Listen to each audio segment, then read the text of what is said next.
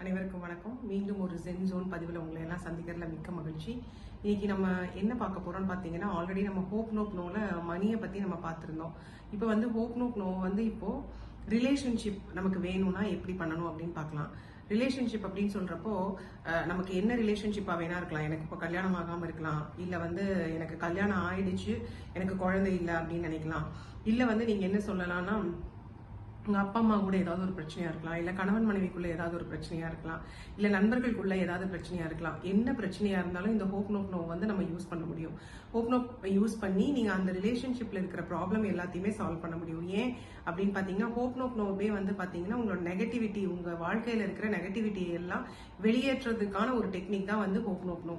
அந்த ஹோப் நோக் நோ வந்து நான் முதல்லயே சொன்ன மாதிரி எல்லா 5 விஷயங்களுக்கும் யூஸ் பண்ண முடியும். ஹெல்த்துக்கு யூஸ் பண்ண முடியும், ரிலேஷன்ஷிப்க்கு யூஸ் பண்ண முடியும், உங்களோட பண பிரச்சனைக்கு யூஸ் பண்ண முடியும், உங்க கேரியர், உங்க தொழில் ரீதியா யூஸ் பண்ண முடியும். அதெல்லாம் 5வது நீங்க உங்களோட ஸ்பிரிச்சுவாலிட்டிக்கு யூஸ் பண்ண முடியும். நம்ம ஆல்ரெடி மணி பத்தி நிறைய பார்த்திருக்கோம். இப்போ வந்து இந்த ரிலேஷன்ஷிப்க்கு எப்படி யூஸ் ஆகும் அப்படின்னு பார்க்கலாம். நான் சொன்ன மாதிரி தான், உங்க ரிலேஷன்ஷிப்ல என்ன நெகட்டிவிட்டி இருந்தாலும் பரவாயில்ல, அந்த நெகட்டிவிட்டியை ஒழிக்கிறதுக்கு, அதாவது அழிக்கிறதுக்கு, நெகட்டிவிட்டியை உங்க லைஃப்ல இருந்து அழிக்கிறதுக்கு இந்த ஹோப் நோக் நோ வந்து ரொம்ப ஹெல்ப் பண்ணும். ஃபார் எக்ஸாம்பிள், இப்போ நம்ம எடுத்துப்போம், உங்களுக்கு யாராவது ஒருத்தர், மேபி உங்க கணவரோ இல்ல உங்க மனைவியோ இல்ல வந்து உங்க அம்மா அப்பா தம்பி தங்கச்சி யாரா வேணாலும் இருக்கலாம், அவங்களுக்கு வந்து உங்களுக்கு அவங்க கிட்ட இருக்க உங்களுக்கு ரிலேஷன்ஷிப் வந்து நல்லா இல்ல, நான் வந்து ரிலேஷன்ஷிப்பை நல்லா வச்சுக்கணும் அவங்க கிட்ட அப்படின்னு நினைக்கிறீங்க அப்படின்னு வச்சுக்கோங்க. ஃபார் எக்ஸாம்பிள், அவங்க பேர் வந்து விஜி அப்படின்னு வச்சுப்போம். ஸோ அவங்க கிட்ட நம்ம ரிலேஷன்ஷிப்பை வந்து கரெக்டாக வச்சுக்கணும் அப்படின்னு நினைக்கிறீங்கன்னா, ஃபர்ஸ்ட் வந்து நம்ம என்ன சொல்லணும்னா, நான் முதல்ல சொன்ன மாதிரி நம்ம ஹோப் நோக் நோ சொல்றதுக்கு முன்னால 100% ரெஸ்பான்சிபிலிட்டி எடுத்துக்கணும் நம்ம. ஸோ உங்க வலது கை எடுத்து உங்க ஹார்ட்ல வச்சுக்கிட்டு, இதயத்துல வச்சுக்கிட்டு நீங்க என்ன சொல்லணும்னா, I take 100% responsibility for the current situation in my life. நான் 100% என் வாழ்க்கையில் இருக்கும் இப்ப இருக்கிற பிரச்சனைகள் அனைத்திற்கும் முழு பொறுப்புதாரி ஆகிறேன் அப்படிங்கிற ஒரு டிக்ளரேஷன் கொடுக்கணும். கொடுத்துட்டு I also take responsibility for my relationship problem.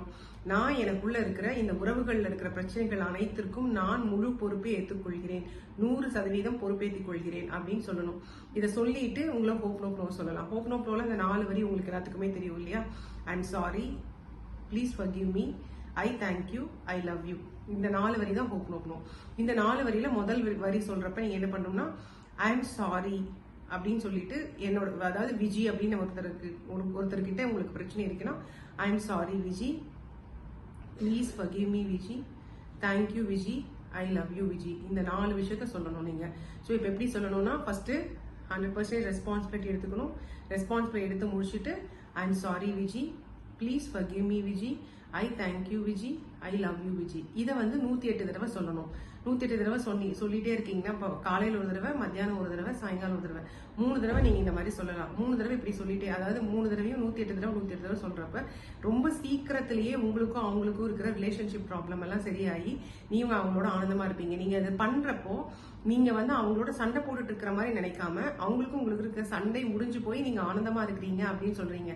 I am sorry அப்படின்னு சொல்றப்ப நீங்க என்ன சொல்றீங்க, நான் என்னெல்லாம் தப்பு செஞ்சிருக்கணும் அது எல்லாத்துக்கும் எனக்கு மன்னிப்பு கேட்கிறோம், நம்ம சாரி அப்படின்னு கேட்கிறோம். அடுத்தது ஃபர்கிவ், ப்ளீஸ் ஃபர்கிவ் மீனா, நான் உங்ககிட்ட மன்னிப்பு கேட்கிறேன், நீ எனக்கு அந்த மன்னிப்பை கொடு, ஃபர்கிவ்னஸ் கொடு அப்படின்னு சொல்லி அவங்க கிட்ட ரிக்வெஸ்ட் பண்றோம்.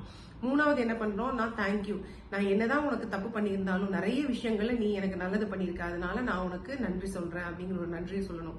4வது விஷயம் வந்து ஐ லவ் யூ, நான் வந்து என்னோட தவறுகள் எல்லாம் உணர்ந்துட்டேன், நீ செஞ்ச நல்லது எல்லாத்தையும் நான் உணர்ந்துட்டேன், அதனால இந்த நிமிஷத்திலிருந்து நான் உன்னை முழு மனதோட நேசிக்க போறேன் அப்படிங்கறத சொல்றோம். இது வந்து ஒரு கமிட்மெண்ட் நீங்களே கொடுத்துக்கிறதா இந்த 4வது ஐ லவ் யூங்கிறது.